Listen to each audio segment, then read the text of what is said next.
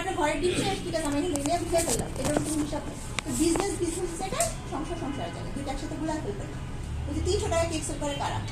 যারা জামাই আর বাপের প্রোডাক্ট থেকে করে ফেললো, কি গেলে খরচের দরকার নেই, 300 টাকা দিলাম, 300 টাকা আমার খরচ কি করলাম সেটা তো আমার হিসাব নেই, কারণ তো আমার বাপের টেনিস কত জামাই টেনিস, তাই না? এটা কোনো বিজনেস পলিসি না। এটা গেল 2। আমরা র ইনগ্রিডিয়েন্টস কিভাবে ধরবো? ধরেন 1 কেজি ময়দা আমরা ফার্স্টে কিনে নিব, সব 1 কেজি 1 কেজি করে নিয়ে নেব। এখন 1 কেজি ময়দা তো নর্মালি 60 টাকা, ধরুন 60 টাকায় ধরলাম, 75 টাকা 60 টাকায় ধরলাম, মানে হিসাব করে হ্যাঁ 60 টাকা ধরলাম। তো সেই ক্ষেত্রে 60 টাকা একটা ময়দার প্যাকেটে ধরেন আমি 10টা কেক করলাম 100 গ্রাম করে, তাহলে 6 × 10 = 60। ময়দার আমার প্রাইস আসছে কত? 6 টাকা। 6 × 10 = 6 টাকা। সেম চিনিটা আমরা এভাবে বের করবো, 1 কেজি চিনিতে এবার 1 কেজি আপনি সেভই রাখবেন, এটা দিয়ে আপনি কেক করবেন, হ্যাঁ ঠিক আছে। ওইভাবে যে কতটুকু ধরেন এটা তো আমার গেল যে 10টা চিনি, কত 150 টাকা মেবি, তাই না? কত? আচ্ছা যাই হোক 150 টাকা। ওরকম আমরা ওরকম ভাগ করে করে বের করে নেবো প্রত্যেকটা ইনগ্রেডিয়েন্টস বের করে। 1 কেজি ময়দাতে ধরেন আমার 10টা কেক করছে নর্মালি। এখন 1 কেজি ময়দার দাম যদি আমরা ধরেন নর্মালি 60 টাকায় ধরলাম, 60 টাকা তাহলে 6 × 10 = 60। একটা কেকের পিছনে ময়দা খরচ করতেছে আমার 6 টাকা। সেম চিনিটা আমরা এভাবে ভাগ করে নিব, মানে 1 কেজি কিনলেন আপনি যদি শুধু কেকই করবেন, অন্য কিছু করবেন না, তাহলে আপনার মানে সুবিধা হবে বের করতে, হ্যাঁ প্রাইসটা।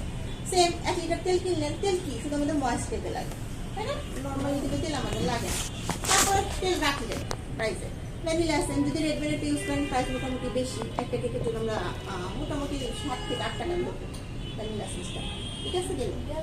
এবং প্রত্যেকটা জিনিসের পরিমাণ লিখে, ধরেন 1 চিমটি লবণ ইউজ করলেন, আপনি 1 টাকা লিখে রাখবেন, লবণ দিলে 1 চিমটি 1 টাকা লিখবেন, বেশি দেখার দরকার নেই, লিখে এটা একটা প্রাইস রেডি করে ফেলবেন, তাহলে এটা কি র ইনগ্রেডিয়েন্টস চলে গেল। তারপর আপনার আসতেছে প্যাকেজিং, ডেলিভারি চার্জ, আর হচ্ছে আপনার ইলেকট্রিক খরচ এবং আনুষঙ্গিক যে যন্ত্রপাতিগুলো আপনি একবারে ইনভেস্ট করছেন সেটার একটা আমার ধরেন, যদি বড় কেক করেন সেই ক্ষেত্রে ধরেন আপনি 100 টাকা মতো অ্যাড করলেন, ছোটো কেক করলে 20 টাকা 30 টাকা অ্যাড করলেন, এটার আপনার হিসাব রাখার দরকার নেই, বাট অ্যাড করে দিবেন। এটা গেল। তারপর আসছে পরিশ্রম। এখন আমরা নর্মাল যে ডেকোরেশন করে ফেলে এগুলোর জন্য এক্সট্রা চার্জ রাখার দরকার নেই, রোজের দিয়ে করে ফেললাম, একটু গানার দিয়ে করলাম। যখনই আপনি থিম কেক বেসে যাবেন তখন আপনার মাস্ট একটা পারিশ্রমিক রাখতে হবে। যেমন কালকে আমি এই কেকটা করছি, দেখেন দেখতে মনে হচ্ছে কত ইজি, এটা কোনো ব্যাপারই না, দুটো শো বানাইছি শুধু। এই দুটো জুতা করতে আমার 2.5 ঘন্টা লাগছে। হ্যাঁ 2.5 ঘন্টা লাগছে, ঠিক আছে 2.5 ঘন্টা লাগছে আমার। তত দেখতে পাচ্ছ কত ইজি ব্যাপার, ধরছি আর হয়ে গেছে, মানে অনেক বেশি টাইম লাগছে আমার। এটা একটা পারিশ্রমিক আছে না আমার, আমি 2.5 ঘন্টা এটা বেশি শ্রম দিচ্ছি। আমার কালকে কি পরিমাণ মাইগ্রেন ব্যথা ছিল আপনাদের বোঝাতে পারবো না, তা নিয়ে আমি কাজ করছি। আলহামদুলিল্লাহ শেষ করছি, মেয়ে অনেক হেল্প করছে। এটা গেল, তাহলে এটা পারিশ্রমিক আপনাকে রাখতেই হবে। এখন আপনি কত রাখবেন এটা টোটালি আপনার উপর। তারপর কাস্টমার বেজ একটা ব্যাপার আছে, আপনি কি হাই লেভেলে কেক ডেলিভারি করতেছেন না মিডল ক্লাসে করতেছেন না লো মিডিয়ামে মানে লোতে করতেছেন, এটার একটা ব্যাপার আছে, হ্যাঁ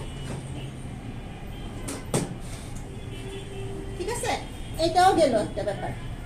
তারপরে আছে আপনার ইনগ্রেডিয়েন্ট যে কিনতেছেন, ধরেন আমি ডিম কিনতেছি 140 টাকা, আপনি হয়তো 150 টাকা কিনতেছেন নর্মালি, 10 টাকা কিন্তু এখানে আপনার হয়ে গেছে, তাই না? এটা মাথায় রাখতে হবে, আপনার কাস্টমার বেস মাথায় রাখতে হবে। আমি যে কেকটা ধরেন মিরপুরে নর্মালি 1000 টাকায় সেল করতেছি, আপনি কিন্তু শুধু জীবনে 1000 টাকায় সেল করতে পারবেন না, কারণ আপুর এরিয়াটা ওরকম না। হ্যাঁ আবার ওইটা গুলশান বনানীতে 1500 টাকা ইজিলি আমি সেল করতে পারবো। এরিয়াটা আপনার ধরতে হবে, ধরে এই হচ্ছে আপনার 3টা ওয়ে, হ্যাঁ 3টা ওয়ে একসাথে করে দেন আপনার প্রাইস রেডি করতে হবে। এখন মোট কথা হচ্ছে ধরেন আমি একটা কেকের পিছনে খরচ করলাম 100 টাকা, 30 টাকা আমার র ইনগ্রেডিয়েন্টস দিল, 30 টাকা আমার আদার্স দিল, 30 টাকা নর্মালি 30 টাকা আমি আমার পরিশ্রম ধরলাম, আর 100 টাকা হাতে রাখলাম, মানে 10 টাকা আমি হাতে রেখে 100 টাকা আমার খরচ হলো। সেই ক্ষেত্রে আমার কেকটা সেল করতে হবে 300 টাকা। মানে একটা যে কোনো প্রোডাক্ট, বিশেষ করে খাবারের ক্ষেত্রে, অন্য প্রোডাক্ট না, খাবারের ক্ষেত্রে আমরা যখন সেলিংয়ে যাব, যেটা আপনার খরচ আসবে মোট তার থেকে 3 গুণ সেল করতে হবে, তাহলে আপনার প্রফিটটা কিছু হলেও থাকবে, ঠিক আছে? নতুবা ফুড বিজনেস করে কোনো লাভ নেই, কারণ ফুড বিজনেস প্রচুর কষ্ট, প্রচুর রিস্ক, সবচেয়ে রিস্ক প্রচুর। হ্যাঁ এইভাবে হচ্ছে আপনার প্রাইজিংটা বের করবেন। এটা হয়ে গেল। 2 হয়েছে আপনার পেজ, ধরেন অনেকে তো ওপেন করবেন, আলহামদুলিল্লাহ আশা করি করবেন, কাজ করবেন। এখন কাস্টমার টানতে হবে, পেজে রেগুলার থাকতে হবে, যদি আমি পেজে রেগুলার না, তারপরে বলি আর পেজে রেগুলার থাকতে হবে, ছোট ছোট ভিডিও ছবি সবসময় দিতেই হবে, হ্যাঁ। আর কাস্টমারদের জন্য সবসময় একটা অফারের ব্যবস্থা করবেন, মাসে একবার অথবা 2 মাসে একবার। কারণ অনেক পেজ, ধরেন এখানে আমরা কতজন আছি, সবার পেজ আছে, কারণ আমি কেন আপনার পেজে যাবো, তাই না? আমি কেন আপনার পেজে যাবো? এখন অফার দিলে হয় কি, যে একটা পুরো কেক না নিয়ে ধরেন আপনি যে স্লাইস কেকগুলো অফার করলেন, ব্রাউনি অফার করলেন, তাহলে কি টেস্ট বুঝবে না, তাই না? কারণ আগে কি অনলাইনে ফার্স্টে দর্শন দেয়, তারপর কোন বিচার। আমি তো আগে চোখে দেখতেছি, টেস্ট তো বুঝতেছি না, তারপরে টেস্ট বুঝাইতে হবে আগে। সেই জন্য কি পুরো কেক আপনি সেল না করে আপনি অফার স্লাইস ওয়াইজ। হ্যাঁ, সেক্ষেত্রে কি আচ্ছা প্রাইস এখানে কম, ধরেন আপনি একটা নর্মালি 1000 টাকা সেল করেন, সেক্ষেত্রে আপনি যখন অফার প্রাইস দিবেন 700 টাকা দিয়ে দিলেন কিংবা 600 টাকা, আপনার লস হচ্ছে, বাট এটা আপনার মার্কেটিং হচ্ছে। পারিশ্রমিকটা কমে। হ্যাঁ, আমরা যেটা আমি করছি অলরেডি আমার এখানে। হ্যাঁ, মার্কেটিং আমরা এভাবে করতে হবে, তখন মানুষ আগ্রহ পাচ্ছে এর পেজে তো কোনো অফার আপনার নেই, এখানে পেজে সব- অফার আছে, আমি টেস্ট করে দেখি। কোথায়? এভাবেই কিন্তু আপনার এই কাস্টমার রূপগঞ্জে। এটা গেল। 2 হয়েছে আপনার স্কুল বেস, যাদের বাচ্চা আছে ওদের জন্য এটা মানে বেস্ট একটা প্ল্যাটফর্ম। আমি কিন্তু কাজ শুরুই করছি এভাবে, আমার কাজ শুরু স্কুল দিয়ে। হ্যাঁ আমি রবিবার আমার বাচ্চা ডেকে আনতে হ্যাঁ, ওই বাচ্চা এটা খুবই ভালো একটা অপশন।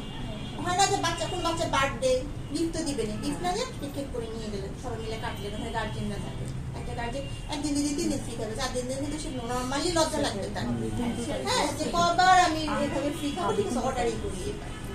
যে 3 বার খাওয়ালে এটা আপনি ইনভেস্ট করবেন, আপনার কাছে কাস্টমার আসতেছে, আত্মীয় স্বজনের ক্ষেত্রে সেল করবেন, ফার্স্টে 1 বার 2 বার খাওয়াবেন, দ্বিতীয়বার যখন না মানে টাকা না দিবে ডাইরেক্ট বলবেন আমি তো ভাই একটা বিজনেস করছি, আর চোখে লজ্জা থাকলে বিজনেস করতে পারবেন না।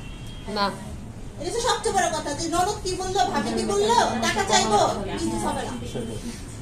হ্যাঁ, বিজনেস হবে না। আপনার মিনিমাম যে খরচটা, ধরেন আপনি 100 টাকা খরচ হচ্ছে, 100 টাকাই নেন, 200 না 300 না দরকার, আপনি 100 টাকাই নেন, তাহলে কি আপনার জিনিসটা মূলধন যেটা সেটা তো উঠে আসবে, আপনার লসে করলেন, তাই না? পারিশ্রম বাদ দিলেন, আদার্স বাদ দিলেন, এভাবেই বিজনেস গ্রো করতে হবে, ঠিক আছে? ম্যাম, আমাকে একটু চকলেট ময়েস্ট কেকটা একটু বুঝছেন।